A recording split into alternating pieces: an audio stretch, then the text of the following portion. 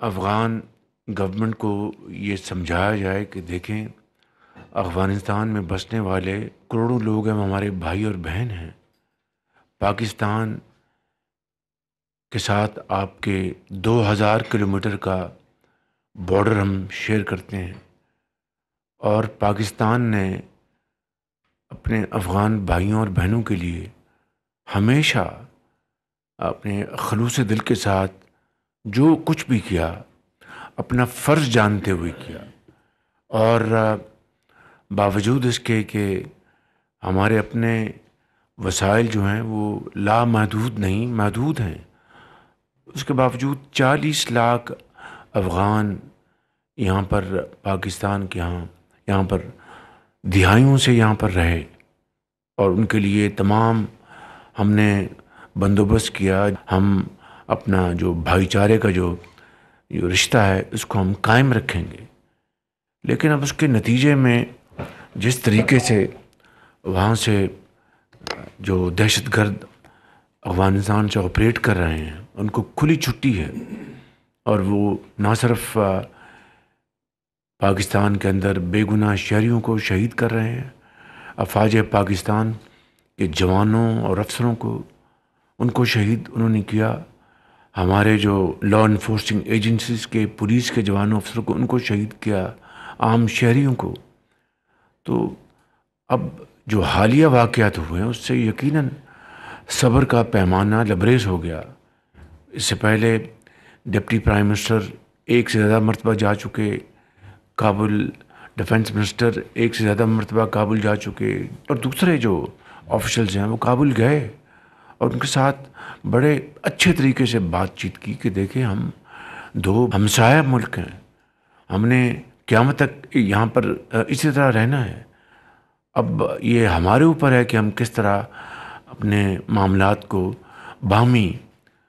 مشاورت اور رضامندی سے طے کرتے ہیں تاکہ امن قائم ہو اور خطے میں ترقی کا جو دورہ ہے وہ شروع ہو۔ بدقسمتی سے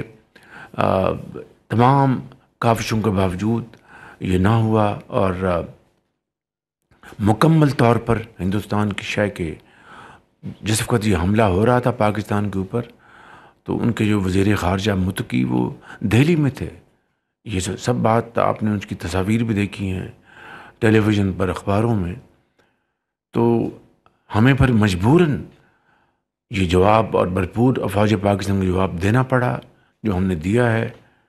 اس کے بعد انہوں نے کہا کہ ہم سیز فائر چاہتے ہیں، انہوں نے درخواست کی۔ کل ہم نے فیصلہ کیا کہ 48 گھنٹے کی جو وقتی یعنی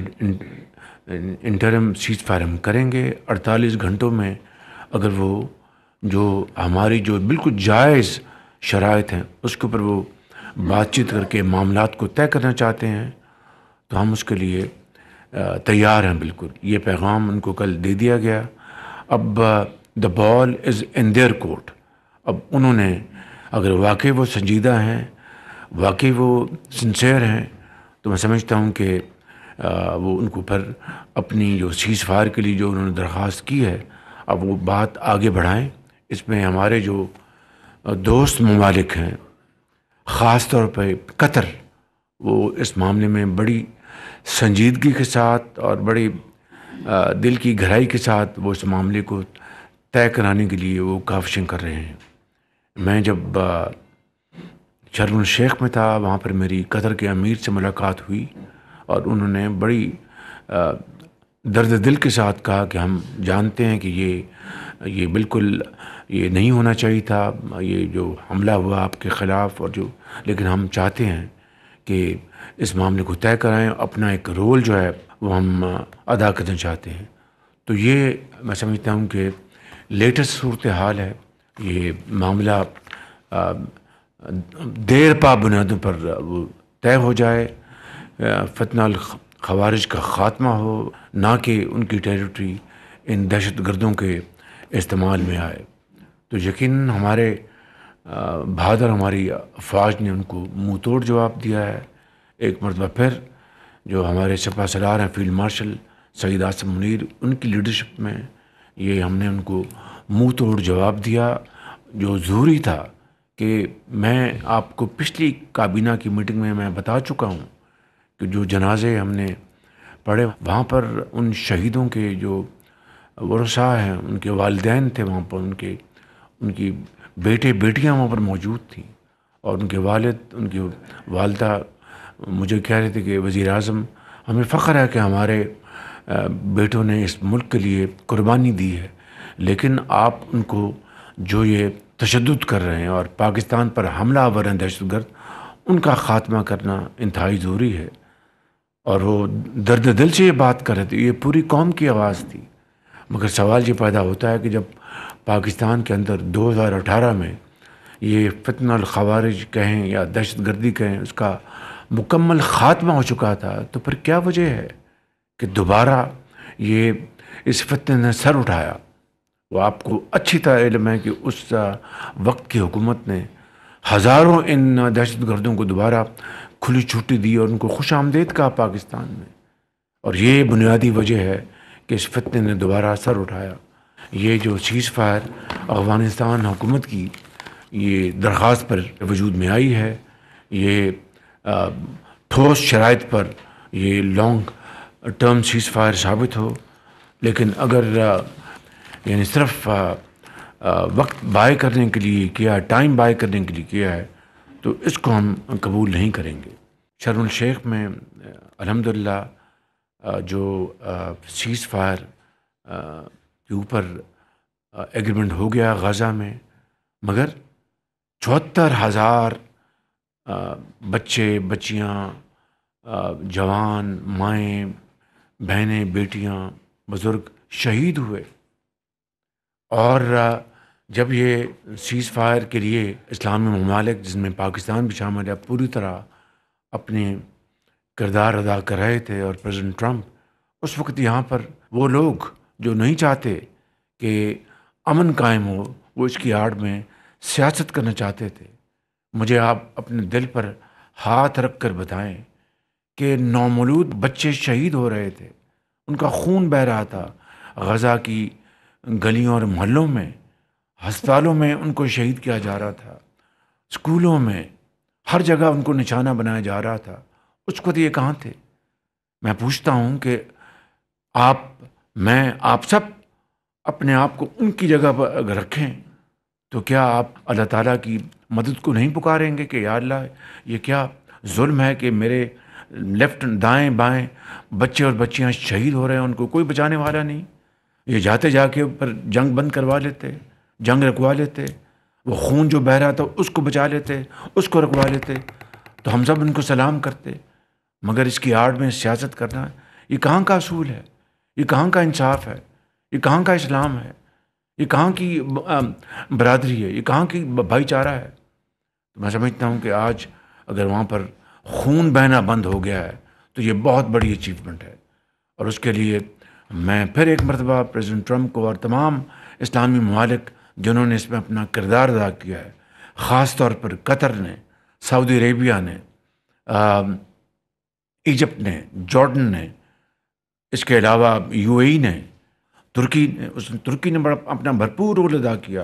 اور معاہدے جو سگنیٹریز ہیں وہ پریزیڈنٹ ٹرمپ کے علاوہ ترکی، ایجپٹ اور قطر،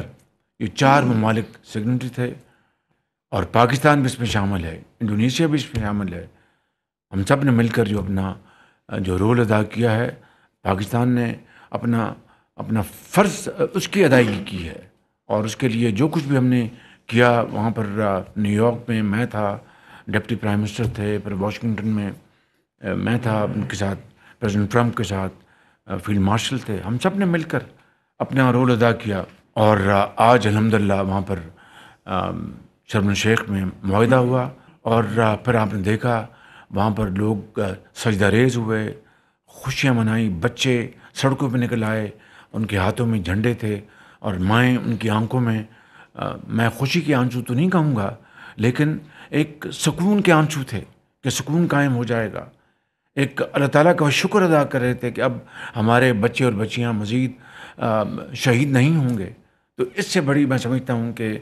خون رکوانے کے لیے یہ جو کاوش ہوئی ہے، اس کی اگر تعریف نہ کی جائے تو کیا کیا جائے؟ لیکن سنجیدگی کے ساتھ اگر آپ اپنے آپ کو ان کی جگہ اپنے آپ کو رکھیں ان دیر شوز، تو آپ کو پتہ چلے گا کہ یہ جو 74,000 لوگ شہید ہوئے ہیں وہ عصر حاضر میں اس طرح کی بدترین ظلم کی اور کوئی مثال نہیں ملتی دنیا میں، دیکھتی آنکھ نے ایسا ظلم پہلے کبھی نہیں دیکھا۔ تو ہمیں اللہ تعالیٰ کے حضور شکر بجا لانا چاہیے کہ اللہ تعالیٰ کے فضل و کرم سے وہاں پر امن قائم ہوا۔ اب اگلے جو مراحل ہوں گے اس کے لیے پاکستان کا موقف بڑا واضح ہے، فلسطین کی ریاست قائم ہونی چاہیے اور فلسطینی بھائیوں اور بہنوں کو ان کا حق UN کی قراردادوں کے مطابق ملنا چاہیے۔ اس کے لیے پاکستان نے ہمیشہ آواز اٹھائی ہے اور انشاءاللہ جب تک کہ وہ اپنا ان کو نہیں ان کا حق مل جاتا آواز اٹھاتے رہیں گے۔ اسی طرح اپنے کشمیری بھائیوں اور بہنوں کے لیے بھی پاکستان نے ہمیشہ آواز اٹھائی اور انشاءاللہ آواز اٹھاتا رہے گا۔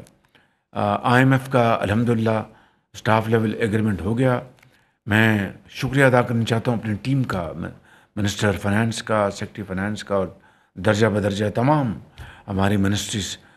جو ہیں جنہوں نے اس کے لیے دن رات کام کیا ہے، کوشش کی ہے،